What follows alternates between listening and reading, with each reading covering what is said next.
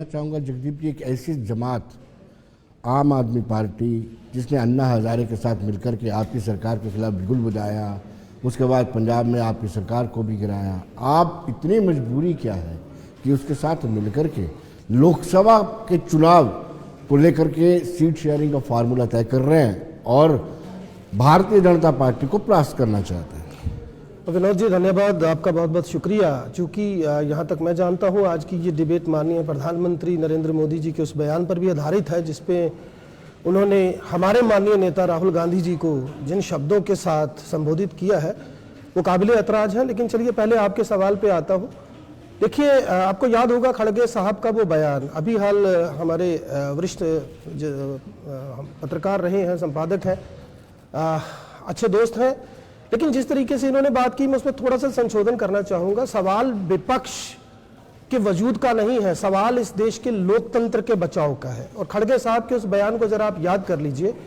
अभी हाल जिस तरीके से सुप्रीम कोर्ट के दो करारे तमाचे भारतीय जनता पार्टी के गालों पर दिख रहे हैं, उसकी लालिमा अभी भी दिख रही है। पहला तो आपने देखा जैसे चंडीगढ़ में मेयर को पुनः पीठासीन किया गया सुप्रीम कोर्ट के द्वारा, और दूसरा देखिए आपको हैरत होगी सुनकर, भारतीय जनता पार्टी अब भारतीय गुंडा पार्टी भी हो चुकी है। आलम यह है 30 ऐसी कंपनियों के नाम सामने आए हैं जिनको पिछले 3 सालों में जिन्होंने कई 100 करोड़ का चंदा भारतीय जनता पार्टी को दिया, और ये वो कंपनियां हैं जब इन पर ईडी, सीबीआई और इनकम टैक्स के छापे पड़े। तो पहली तो बात ये कि सुप्रीम कोर्ट के इलेक्टोरल बॉन्ड पे जो फैसला आया, जिसे कभी माननीय प्रधानमंत्री जी बड़ी पारदर्शी स्कीम बताते थे, उसमें गैर संवैधानिक तरीके से जैसे सुप्रीम कोर्ट ने उसे बताया है, तो मुझे लगता है कि भारतीय जनता पार्टी का ये जो रवैया है, एक तरह की हफ्ता वसूली है देश के पूंजीपतियों से।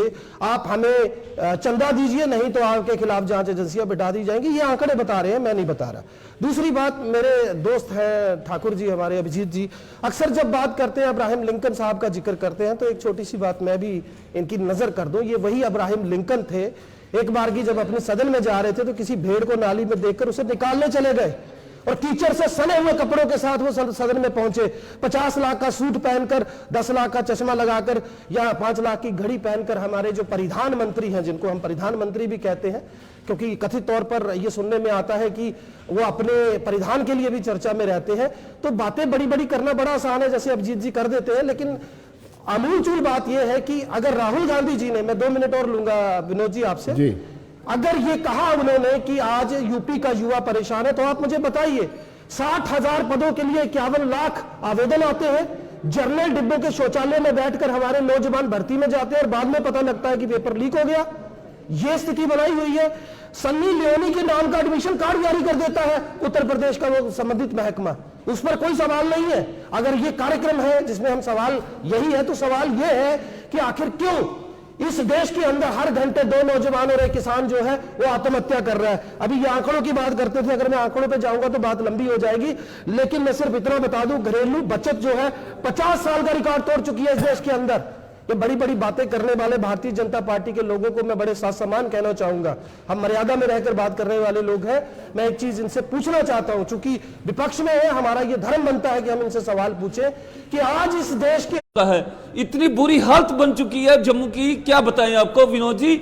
हर जगह आपको कुछ ना कुछ और देखने को मिल जाएगा, चाहे रेत बजरी का भ्रष्टाचार हो, चाहे शराब का भ्रष्टाचार हो, चाहे हेल्थ का भ्रष्टाचार हो। ये सब चीजें आपको भारतीय जनता पार्टी के दौरान देखने को मिल रही हैं, जो 370 हटने के बाद होना शुरू हो गया है। ये हालात बन गए जी। अभिजीत जी, इन्होंने तंज कसा है परिधान मंत्री, यानी जो परिधान महंगे महंगे कपड़े पहनते हैं। देखिए, वो तो हमें पता है कि कौन महंगे महंगे क्या डालता है और कितने कितने के जूते डालते हैं और कहाँ कहाँ क्या क्या करते हैं। मैं उस पर ना जाके सबसे पहले मैं इनके कहे हुए जो उन्होंने कीचड़ उछालने की कोशिश की है उसके ऊपर जरा नहीं जवाब देता हूँ। किसी व्यक्ति विशेष ने किसी व्यक्ति विशेष को कह दिया कि तू ऐसे बोल वैसे बोल, उसके अंदर मुझे लगता नहीं कि आप पूरी पार्टी को कटघरे में लाके खड़ा कर सकते हैं। पूरी पार्टी कब कटघरे में आती है विनोद जी, तो हमें 1984 में चले जाना चाहिए, जब इन्हीं के प्रधानमंत्री, देश के प्रधानमंत्री, वो प्रधानमंत्री थे या प्रधानमंत्री थे, वो ये कहते हैं कि जब एक बड़ा वृक्ष गिरता है तो उसके नीचे छोटे छोटे वृक्ष आ जाते हैं। ये इनकी सोच है धर्म विशेष को लेकर। और ये आप समझ सकते हैं कितनी बड़ी बात थी। उसके बाद जो दंगे होते हैं उसके अंदर किस तरह से निर्मम हत्या की जाती है हमारे सिख भाइयों की, उनके गलों में किस तरह से टायर डाले जाते हैं, ये वही पार्टी है जो इस तरह की बात करती है। ये कम से कम हमें ये वाला पाठ ना पढ़ाएं, धर्म विशेष का पाठ ना पढ़ाएं। अगर आज यहां पर है तो वहां पर हर धर्म आज सेफ है। रही बात, इन्होंने बात कर डाली, इनको जरा पूछिए, ये बात करते हैं घोटालों की, ये बात कर, इन सब चीजों की बात करते हैं। अभी कल परसों ही आप देखिएगा 7 करोड़ का एक और घोटाला निकला कांग्रेस का। उससे पहले मैंने आपको 363 करोड़ का घोटाला बताया इनका, क्योंकि ये कहते हैं ना कि कहां से लिए पैसे, कौन सी कंपनियों ने पैसे दिए। अरे राजीव गांधी फाउंडेशन में आपने 100 करोड़ रुपया चीन से लिया, उसके बदले में देश बेच दिया, अक्साई चिन्ह दे दिया, डूरू वैली दे दी, चाबी वैली दे दी। ये वाला हाल पार्टी ने इस देश का कर रखा। नेशनल हेराल्ड केस के अंदर इनकी पार्टी की प्रेसिडेंट, पार्टी के युवराज जमानत पे घूम रहे हैं। कोर्ट कह रही है, जिस कोर्ट की ये बड़ा दुहाई दे रहे हैं, कोर्ट कह रहे हैं कि लोगों के पैसे वापस कर दो, ये नहीं देंगे। हम इनकी भली भांति जानते हैं इनकी स्ट्रेटेजी क्या है क्या नहीं है। अब अगर आपका कोई नेता नहीं चल पा रहा, आप उसको बार बार लॉन्च करने की कोशिश कर रहे हैं, कभी कहीं से लॉन्च करते हैं, कभी भारत जोड़ो तोड़ो यात्रा से लॉन्च करते हैं, कभी न्याय अन्याय से लॉन्च करते हैं। और न्याय अन्याय भी आप असम से शुरू करते हैं, अरुणाचल प्रदेश नहीं जाते, क्योंकि उसकी भी आपने साई या किसे कहते हैं एडवांस पकड़ के रखा है चीन से आपने, इसलिए अरुणाचल प्रदेश आप नहीं गए हैं। तो इनकी जो मानसिकता है जिससे ये ग्रसित है उसको आप समझ सकते हो।